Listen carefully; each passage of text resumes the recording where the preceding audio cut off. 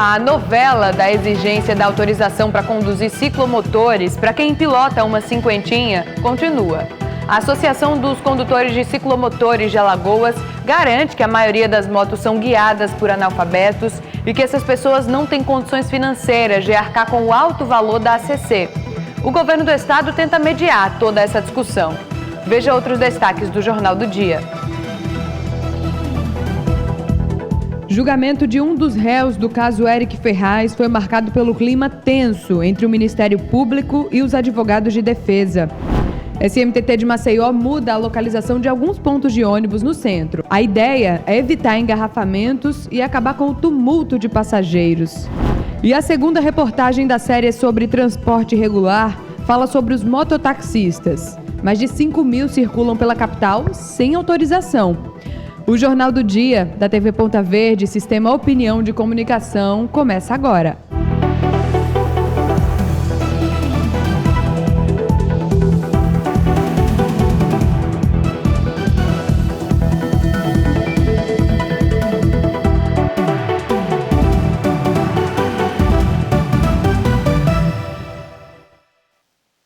Olá, boa tarde. Teve início agora pela manhã o julgamento de um dos réus do caso Éric Ferraz, que foi assassinado com 3 tiros durante uma festa de final de ano no interior do estado. O clima entre o Ministério Público e os advogados de defesa foi tenso e o juiz ameaçou, inclusive, cancelar a sessão.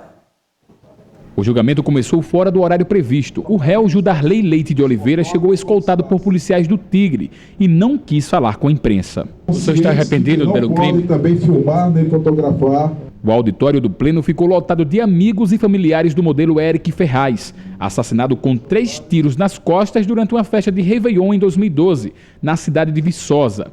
9 testemunhas serão ouvidas no decorrer do dia. A primeira foi a ex-namorada de Éric. Eu estava no local, na praça próximo a ele, mas no momento que eu ouvi os tiros eu me abaixei. Durante o julgamento houve desentendimento entre o promotor Antônio Vilas Boas e os advogados do réu. O senhor tem medo da verdade? Não tenho medo não, meu Deus. Então permita eu fazer isso. Não, só perguntar.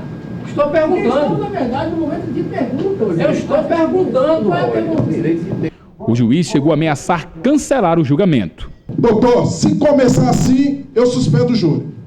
E vou representar o senhor. Não comece com agressão. Não vou permitir isso aqui hoje. Tá certo?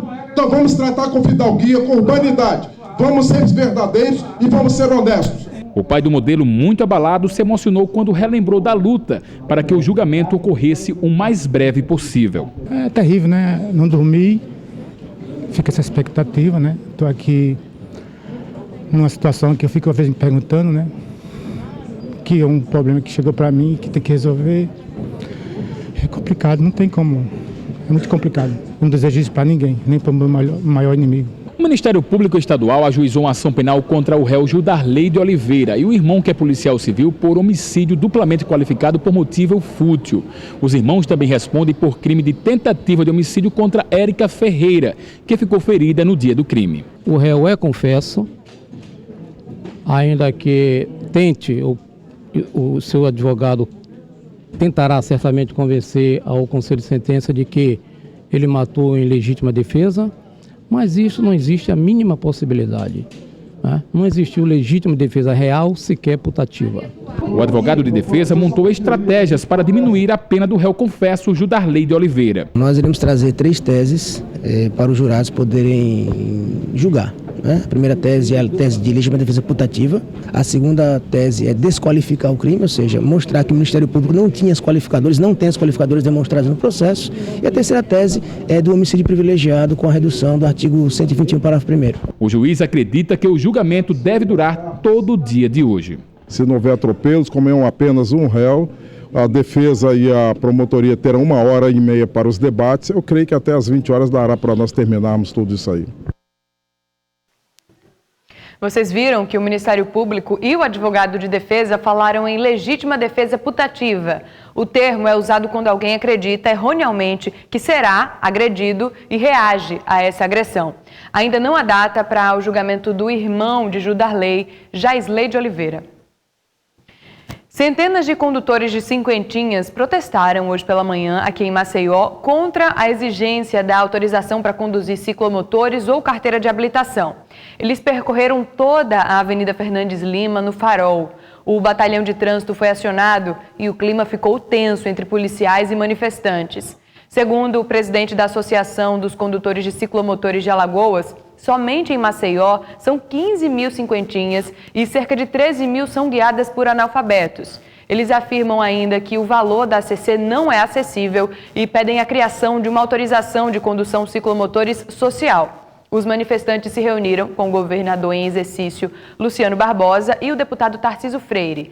Ficou definido que o governo vai enviar à Assembleia Legislativa de Alagoas, em regime de urgência, um projeto para reduzir o valor do registro das motos e também da ACC.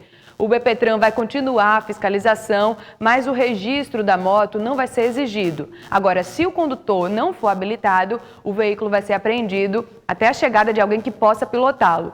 Os órgãos de trânsito continuarão cobrando o equipamento obrigatório, inclusive o capacete. A SMTT de Maceió vai tentar pôr ordem numa grande bagunça localizada bem no centro da cidade. O órgão vai mudar a localização de alguns pontos de ônibus para evitar engarrafamentos e o tumulto de passageiros nas calçadas. Esse fuzuê confunde até quem está acostumado a pegar o busão na Rua do Comércio. Quando eu fui apanhar o crédito, aí eu pensando que era aqui, só que era lá embaixo. A gente vai para lá, vem para cá e fica naquela dúvida, né? E quando vários coletivos param ao mesmo tempo neste ponto da Rua das Árvores... E é ruim mesmo, né, de passar. Aqui é um negócio sério, rapaz. Para destravar esse nó e facilitar o embarque e desembarque dos passageiros, os pontos desses dois corredores vão passar por um reordenamento. Tudo será sinalizado por placas com os números e itinerário das linhas. A mudança começa no dia 26. Aí na prática vai funcionar assim, aqui na Rua do Comércio, cada quarteirão terá 3 pontos e cada um deles será alimentado por 3 linhas. Já aqui na Rua das Árvores, além daquele ponto, outros 2 serão implantados ao longo da via. As linhas, por exemplo, que têm o destino pelo corredor da Fernandes Lima e do Val de Góes Monteiro, estarão praticamente próximas, uma atrás da outra. Então o usuário ele pode optar por um ponto ou outro ponto e ainda assim se deslocar entre 2 ou 3 pontos para que proporcione maior conforto a ele e mais opções de ônibus. Por enquanto, a SMTT está orientando aos usuários com explicações e folhetos para reforçar a informação. Quem conhece os pontos sabe qual é o ônibus. Quem vem de fora, por exemplo, fica perdido aqui, fica aqui nem cego de cinema, não sabe para onde vai. Está muito pequeno aqui, muito tumulto. Órgãos de trânsito e de segurança pública realizaram hoje uma grande operação na cidade de Arapiraca. Quem traz os detalhes é o repórter Eric Balbino, do portal 7 Segundos. Boa tarde para você, Eric.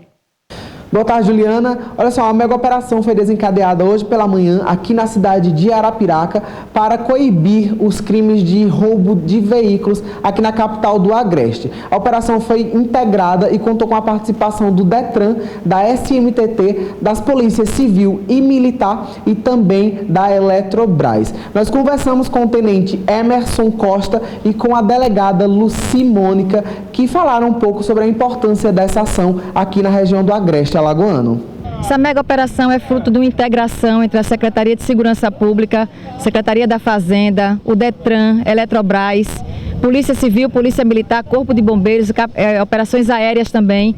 E a gente está fazendo uma varredura em todos os ferros velhos aqui da cidade de Arapiraca, para justamente ver, observar o que é que está acontecendo aqui, ver as situações, se tem coisa roubada, se não tem, levar para as delegacias de polícia, se for o caso, para fazer o flagrante e tentar com isso diminuir a quantidade de roubos a veículos que existe aqui em Arapiraca, que ainda é um número alto, a gente considera um número alto. Quem tiver pensando em roubar veículo agora, aqui em Arapiraca, pense 2 vezes, porque nós estamos iniciando um trabalho que vai dar continuidade. E um mototaxista morreu hoje pela manhã em um grave acidente registrado na Avenida José Alexandre, que é o trecho urbano da L220 aqui na cidade de Arapiraca. Ele perdeu o controle da motocicleta que conduzia após um carro zigue-zaguear pela pista e acabou colidindo contra um poste. O capacete estava afivelado de forma errada e acabou saindo com o impacto da colisão.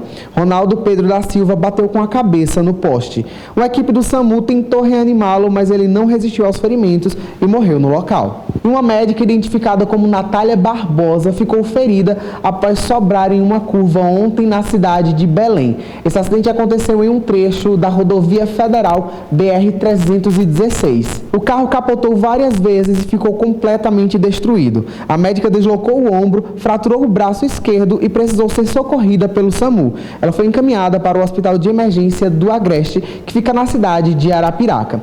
E é com essa informação que nós finalizamos a nossa participação de hoje aqui no Jornal do Dia. Uma boa tarde a todos e voltamos amanhã com mais informações. Ainda hoje, uma entrevista com o músico, produtor e agora vereador Lobão. E a seguir, Maceió já tem mais de 5.000 mototaxistas. Essa é a nossa segunda reportagem da série sobre transportes irregulares. Eu volto em instantes, não sai daí.